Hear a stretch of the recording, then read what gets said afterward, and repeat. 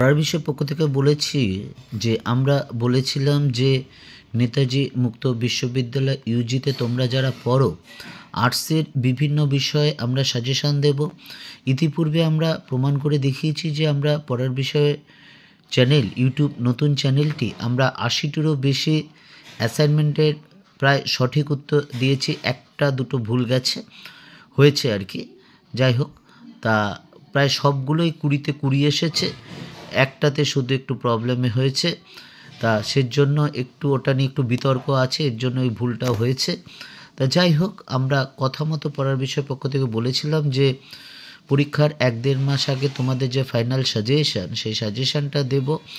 আজকে আমরা নেতাজি মুক্ত বিশ্ববিদ্যালয় তোমরা যারা ইউজি ফার্স্ট ইয়ার পড়ছো এবং ফার্স্ট সেমিস্টারে CCHI2 এর আমরা শেষ মুহূর্তে সাজেশান দেব। এই প্রশ্নগুলো যদি তোমরা পড়ে যাও পরীক্ষায় অবশ্যই কমন পাবে, এটা নিঃসন্দেহে, আর ভালোভাবেও পাস করবে। এবং তোমরা যে আমরা যে অ্যাসাইনমেন্ট দিয়েছি CC2 এটাতে কিন্তু প্রত্যেকেই ২০তে ২০ পেয়েছো, অনেকে আমাকে জানিয়েছো। তা এর জন্য এটা আমার অবশ্যই ভালো লেগেছে, এটা বলার বিষয় না, আমাদের প্রত্যেকের ভালো লেগেছে যে আমরা কিছুটা হলেও হয়তো 0.001% হলেও কিছুটা একটু মানে তোমাদের সাহায্য হয়তো করতে পেরেছি। যাই হোক, আমরা পড়ার বিষয়ে পক্ষ থেকে প্রতিশ্রুতি মতো আমরা আজকে CCHI02 পেপারটা অর্থাৎ CC2 পেপার আমরা সাজেশান নিয়ে এসেছি। তার আগে তোমাদের একবার মার্কস ডিভিশনটা তোমরা জানো, দেখো বাঁদিকের উপরে রয়েছে 10 নম্বরের দুটো প্রশ্ন লিখতে হবে। দেখো, আমরা মার্কস ডিভিশনটা নিয়ে বলছিলাম, তোমরা জানো যে তোমরা প্রথম পরীক্ষা দিচ্ছ, তাই একটু বিস্তৃত ব্যাখ্যা করছি। 10 নম্বরের দুটো প্রশ্ন লিখতে হবে, 4টে প্রশ্ন থাকবে, তার মধ্যে 10 নম্বরের দুটো লিখতে হবে অর্থাৎ 20 নম্বর, আর 6 নম্বরের 10টা প্রশ্ন থাকবে, আর 6 নম্বরে দেখো 10টা প্রশ্ন থাকবে, তার মধ্যে কিন্তু 5টা লিখতে হবে অর্থাৎ 30 নম্বর, অর্থাৎ টোটাল তোমাদের 50 নম্বরের পরীক্ষা হবে। তা তোমরা জানো পরশুদিন নেতাজি মুক্ত বিশ্ববিদ্যালয় তোমাদের রুটিন দিয়ে দিয়েছে যে ফার্স্ট সেমিস্টার বা অর্থাৎ first year, second year, third year কবে পরীক্ষা হবে। কারণ ফার্স্ট ইয়ার বললাম কথাটা হয়তো ঠিক নয়, কারণ একসাথে দুটো সেমিস্টার মিলে একসাথে পরীক্ষা হচ্ছে। তা তোমাদের CC1 এবং 2 তোমরা জানো রুটিন দিয়ে দিয়েছে পুরো Yuji first year, second year, third year. একবার রুটিনটা তোমাদের আমি দেখিয়ে দিই, অনার্স পেপারটা তোমরা ইতিপূর্বে হয়তো রুটিনটা দেখে নিয়েছো, আমরা আমাদের চ্যানেলে রুটিনটা আপলোড করতে পারিনি, তাই একটু ব্যস্ততার জন্য বুঝতেই পারছো, বিভিন্ন কাজে শিক্ষকতার সাথে যুক্ত থাকার দরুন, বিভিন্ন কাজে যুক্ত থাকার দরুন আমরা ওটা করতে পারিনি। যাই হোক, তোমাদের CC2 এর যে সাজেশান ডেটটা দিচ্ছে, দেখো এক্সাম ডেট 5ই জানুয়ারি 2025 সালে, অর্থাৎ তোমাদের প্রায় 1.5 মাসের থেকে 1 মাস 10 দিনের মতো প্রায় সময় আছে। অর্থাৎ CC2টা 5ই জানুয়ারি 2025 সালে দুপুর 2টো থেকে 4টে পর্যন্ত পরীক্ষা, তার আগে CC1টা হয়ে যাবে অর্থাৎ 11টা থেকে 1টা। এখন আমরা CC2 এর সাজেশানটা দিচ্ছি, আমরা কাল পরশুর মধ্যেই CC1 এবং 3, 4 কিন্তু দিয়ে দেবো। কাজে তোমাদের যদি মনে হয় তোমরা উপকৃত হবে তাহলে চ্যানেলটি লাইক করবে বা সাবস্ক্রাইব করবে বা বেল আইকন টিপবে। অনেক শিক্ষার্থীর অনেক ভালোবাসা পেয়েছি, অভিনন্দন পেয়েছি, খুব ভালো লাগছে, সত্যি আমরা আপ্লুত। তাহলে আমরা পড়ার বিষয় পক্ষ থেকে আমরা এর সাজেশান দিয়েছি। আমরা ইউজি হিস্ট্রি ফার্স্ট ইয়ারের অর্থাৎ CCHI2 এর সাজেশান 10 নম্বর দিচ্ছে। দেখো প্রথম প্রশ্নটা, প্রাচীন চীনের সাং আমলের রাজনৈতিক ইতিহাস লেখো। আর একটা ব্যাপার, আমরা একটা কোশ্চেন মানে একটা কোশ্চেনই রেখেছি, এই 1 নাম্বার বলে 3টে 4টে কোশ্চেন কিন্তু দিয়ে দিইনি। অনেক জায়গায় আছে দেখবে একটা কোশ্চেন নাম্বার দিয়ে তাতে 3-4টে কোশ্চেন বা 5টা কোশ্চেন হয়তো দেওয়া হয়েছে, কিন্তু আমরা পড়ার বিষয় পক্ষ থেকে এরকম করিনি।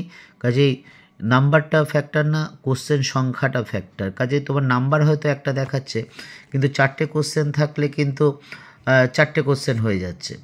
যাই হোক, দ্বিতীয় নম্বরে 10 নম্বর কোশ্চেনটা দেখো, মানুষের বিকাশ ও বিবর্তনের সংক্ষিপ্ত ইতিহাস লেখো। 3 নম্বর, প্রাচীন গ্রীসের ট্র্যাজিক নাটকের বিকাশের ধারা আলোচনা করো। 4 নম্বর, মানব সভ্যতা লৌহ প্রযুক্তির আবিষ্কার সংক্রান্ত ঐতিহাসিক বিতর্কটি লেখো। 5 নম্বর, নব্য প্রস্তরযুগীয় বিপ্লবের প্রধান বৈশিষ্ট্য লেখো। 6 নম্বর, প্রাচীন পুলিশের উদ্ভবের কারণ ও বৈশিষ্ট্য লেখো। এই কারণ আর বৈশিষ্ট্যতে 4 আসতে পারে। যাই হোক, তা এই 6টি প্রশ্ন, প্রথম 6টি প্রশ্ন কিন্তু খুব ভালো করে আগে পড়বে। কাজে এর মধ্যে থেকেই হয়তো তোমরা দুটো পেয়ে যাবে, হয়তো বলছি কেন বুঝতেই পারছো, পেয়েই যাবে বলতে পারলাম না। যাই হোক, 7 নম্বর প্রশ্নটা দেখো, প্রাচীন বিশ্বে লৌহ প্রযুক্তির উদ্ভবের গুরুত্ব বা তাৎপর্য আলোচনা করো। 8 নম্বর দেখো, প্রাচীন গ্রীসে সমাজ ও অর্থনীতিতে দাসপ্রথা কীভাবে একটি স্বাভাবিক বৈশিষ্ট্যে পরিণত হয়েছিল। অর্থাৎ প্রাচীন গ্রীসে দাসপ্রথার ভূমিকা সমাজ ও অর্থনীতিই চলে আসে স্বাভাবিকভাবে। লাস্ট প্রশ্ন দেখো, পশ্চিম এশিয়া লৌহ যুগের প্রভাব বা অবদান আলোচনা করো। এই 9টি কোশ্চেন তোমরা পুরো আগে, আবার বলছি, প্রথম 6টি প্রশ্ন কিন্তু আগে ভালো করে পড়বে। তা এই হলো আমাদের 10 নম্বরের সাজেশান, 9টা দিয়েছি, তার মধ্যে প্রথম 6টি, আবার বলছি প্রথম 6টি খুব ভালো করে পড়বে। এবার দেখো, তোমাদের 5 নম্বরের 10টা কোশ্চেন থাকবে, 6 নম্বরের 10টা কোশ্চেন থাকবে, তার মধ্যে তোমাকে 5টা লিখতে হবে। আমরা এই সাজেশানটা দিয়েছি, এইগুলো তোমরা পড়ে যেও। দেখো, আমরা প্রাচীন মিশর বলেছি, 3টে কোশ্চেন পরপর প্রাচীন মিশর বলেছি, কিন্তু নাম্বারিং বেড়েছে, কিন্তু আমরা কিন্তু একসাথে দিয়ে দিইনি। অর্থাৎ প্রাচীন মিশরের ধর্মীয় বিশ্বাস, স্থাপত্য, অর্থনীতি সম্পর্কে আলোচনা করো, আমরা দিইনি কিন্তু, কারণ এটা মনে হচ্ছে একটু অন্যরকম হয়ে যাচ্ছে। যাই হোক, প্রথম প্রশ্নটা দেখো, প্রাচীন মিশরীয়দের ধর্মীয় বিশ্বাস সম্পর্কে লেখো। 2 নম্বর, প্রাচীন মিশরের স্থাপত্য সম্পর্কে লেখো। 3 নম্বর, প্রাচীন মিশরের অর্থনীতি সম্পর্কে আলোচনা করো। 4 নম্বর, প্রাচীন চীনে সাং সভ্যতার অর্থনীতি আলোচনা করো। 5 নম্বর, পশু চারণ ভিত্তিক যাযাবর বৃত্তি সম্পর্কে টিকা লেখো। 8 নম্বর, টিকা লেখো সফিস দর্শন। 7 নম্বর, প্রাচীন চীনে সাং রাজবংশের আমলে চীনা ভাষার বিকাশ লেখো। 8 নম্বর, প্রাচীন মানব সভ্যতার বিবর্তনে শিকারী খাদ্য সংগ্রাহকের সংক্ষিপ্ত বিবরণ দাও। এই যে প্রথম 8টি প্রশ্ন, আমরা কিন্তু ডবল স্টার দিইনি বা ট্রিপল স্টার, কোনো স্টারই দিইনি। আমি নাম্বারিংটা বলে দিচ্ছি, প্রথম 8টি কোশ্চেন খুব খুব খুব ভালো করে পড়বে। এই 8টা কোশ্চেন কিন্তু খুব ইম্পর্টেন্ট। তা যাই হোক, এইটা স্টার দিইনি, পরের বারেগুলো কিন্তু দিয়ে দেব। 9 নম্বরে কোশ্চেন দেখো, টিকা লেখো গ্রিক ঐতিহাসিক হেরোডোটাস। 10 নম্বর, ঐতিহাসিক থুকিডিডিসের সংক্ষিপ্ত মূল্যায়ন করো বা টিকা লেখো থুকিডিডিস। 11 নম্বর, মধ্যপ্রস্তর যুগে সংস্কৃতির সংক্ষিপ্ত বিবরণ দাও। 12 নম্বর, স্পার্টার সমাজে শ্রেণীবিন্যাস সম্পর্কে আলোচনা করো। এবং লাস্ট কোশ্চেন, প্রাচীন গ্রীসে নারীদের অবস্থা আলোচনা করো। এই প্রথম 7টা কোশ্চেন খুব ভালো করে পড়বে।